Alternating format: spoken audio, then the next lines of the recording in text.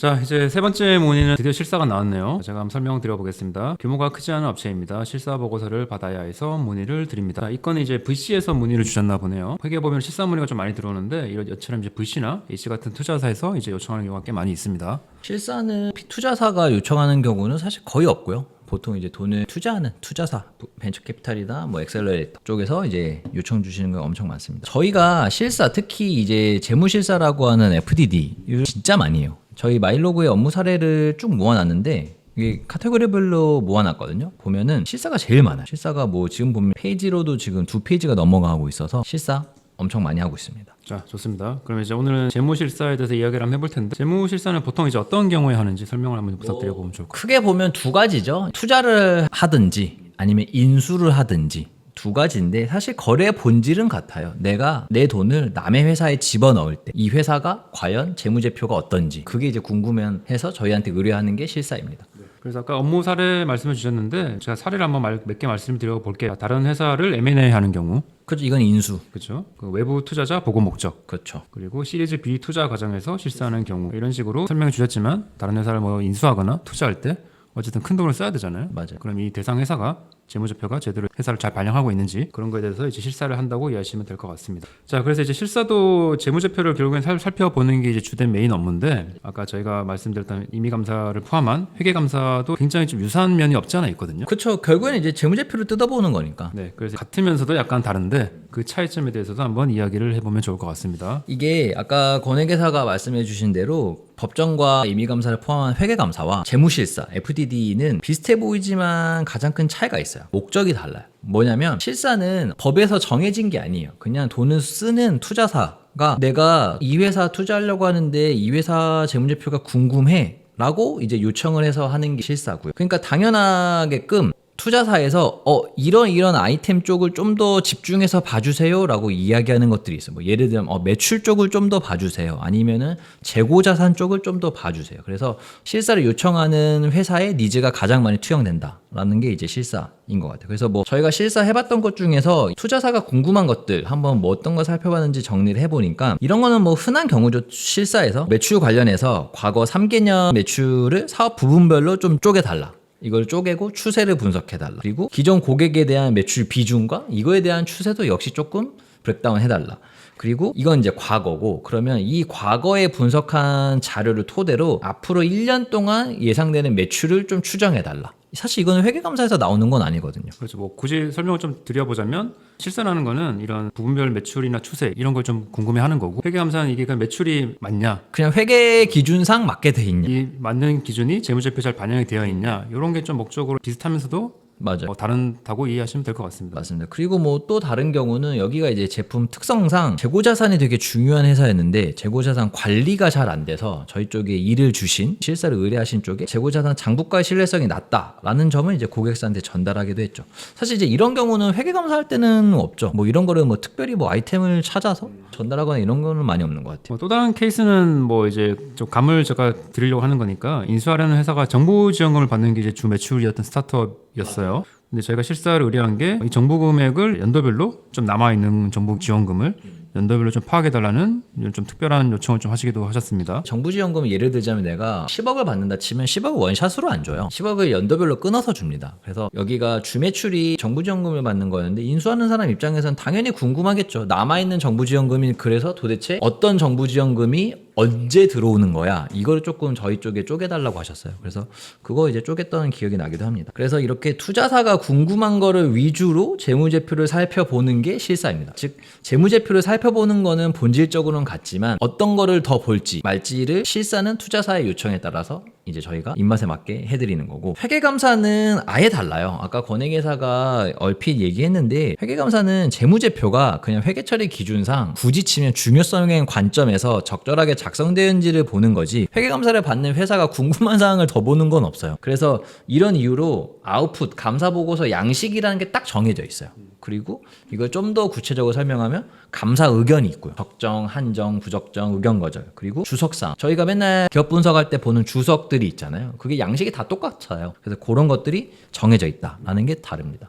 당연히 이제 실사는 이런 보고서 양식도 제한이 없고요. 자유롭게 있고 의견 같은 것들이 없습니다. 실사 의견이라는 건 없죠. 그냥 뭐 특정 아이템에 대한 매출에 대한 분석에 대한 저희 이제 코멘트 정도가 있는 거지 이 전체 회사에 대한 의견은 없죠. 그리고 이것도 뭐 마이너한 건데 어쨌든 회계감사는 연말 기준으로 이제 내년 2월, 3월에 많이 진행을 하잖아요. 어쨌든 결산이 다 끝나야 되니까. 근데 실사는 그런 건 딱히 없습니다. 실사는 그냥 실사 요청해 주시는 분들이 정해주죠. 실사 기준일. 뭐 6월 말자로 하는 경우도 있고 6월 말자라는 경우도 있고 예를 들면 지금이 8월 25일이면 실사 기준일을 2025년 6월 30일자로 하겠다라든지. 그래서 실사는 뭐 연중 구분 없이 이렇게 좀 많이 의뢰가 들어오는 편이고 회계감사는 이제 회계감사 시즌에 좀 의뢰가 많이 들어오는 편이긴 합니다. 그리고 물어보시는 게 재무실사 업무 범위 어떻게 되냐요? 이런 질문도 엄청 많아요. 그러니까 재무실사를 맡기면 어떤 거를 봐주냐 이런 질문도 많은데 일반적으로는 실사 기준일 현재 뭐 아까 방금 얘기했지만 뭐 우리가 실사를 2025년 6월 30일자 재무제표를 가지고 하겠다라고 하면은 실사 기준일 현재 자산과 부채를 확정하고 손익을 확정하는 기본적인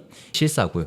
거기에 이제 추가로 실사 의뢰자가 조금 더 이제 봐달라고 하는 것들, 뭐 매출을 조금 사업 부분을 좀 쪼개달라든지 그런 것도 좀 더 보는 겁니다. 그래서 이제 결국은 실사는 인수자를 위한 업무다 보니까 이게 그분들이 궁금한 거를 더 볼 수밖에 없어요. 그래서 업무가 사실 천차만별입니다. 그리고 투자금 뭐 너무나 당연하게도 투자금이나 인수대금이 클수록 뭐 디테일하게 여러 가지 당연히 보게 되겠죠. 그리고 저희가 이제 보면은 요새는 좀 많이 바뀐 것 같은데 예전에는 프리나 A 실사 많이 안 받았거든요. 조금 업계가 어려워져서 그런지 아니면은 투자를 하는 기준점이 재무제표를 좀 더 많이 보는 추세잖아요. 예전에는 아이디어만 있으면은 투자를 할 수 있었는데 제 생각에는 그 덕분인지 프리나 A 회사들도 실사를 많이 해요. 근데 당연하게도 프리나 시리즈 A 투자는 재무제표 자체가 많이 뜯어볼 게 없어서 요거는 간략하게 하는 경우도 생각보다 많습니다. 그러면 지금까지 얘기 나왔던 게 이 실사가 회계감사처럼 법으로 딱 정해진 게 아니잖아요. 뭐 이거는 투자사가 하고 싶으면 하는 거고. 근데 굳이 저희 같은 회계법인한테 돈을 쓰면서 꼭 받아야 되냐?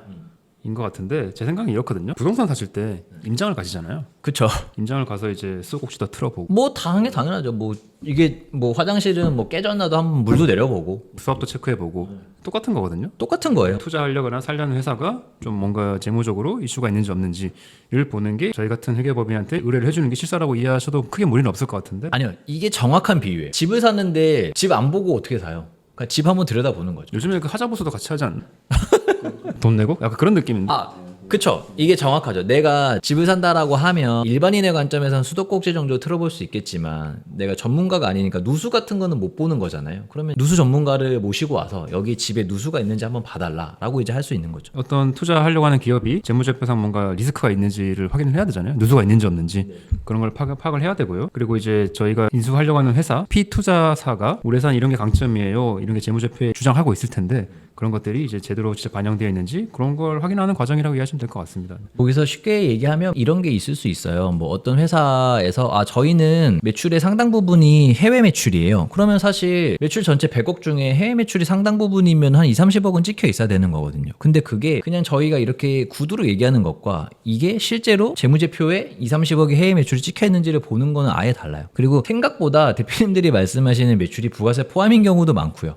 그리고 대표님들이 생각하고 있는 자산이 실제로 열어보면 자산이 아닌 경우도 많아요. 뭐 예를 들자면 매출채권 10억씩 달려있는데 매출채권 다 까보면 다 못 받을 돈이고 하면 이것도 다 비용 또 날려야 되는 거고. 그래서 아까 권액회사가 좋은 비유 들어주셨는데 집 살 때 집 당연히 보고 사는 거고요. 그리고 누수같이 전문가가 아니면 알 수 없는 것들을 저희한테 이제 맡기셔서 한번 보는 겁니다. 그리고 뭐 이런 질문도 있는 것 같아요. 실사 과정에서 밸류에이션이 바뀔 수 있냐? 그러니까 뭐 이런 거죠. 실사라는 게 결국에는 인수하는 과정, 투자 유치하는 과정에서 일어나는 거잖아요. 그러면 실사까지 간다는 거는 대부분 예를 들자면 내가 100억 밸류에 10억을 투자할게요. 라든지 아니면 내가 100억 밸류에 50억을 제가 인수를 하겠습니다. 이 정도의 금액은 나와 있는 상태에서 실사를 하는 거예요.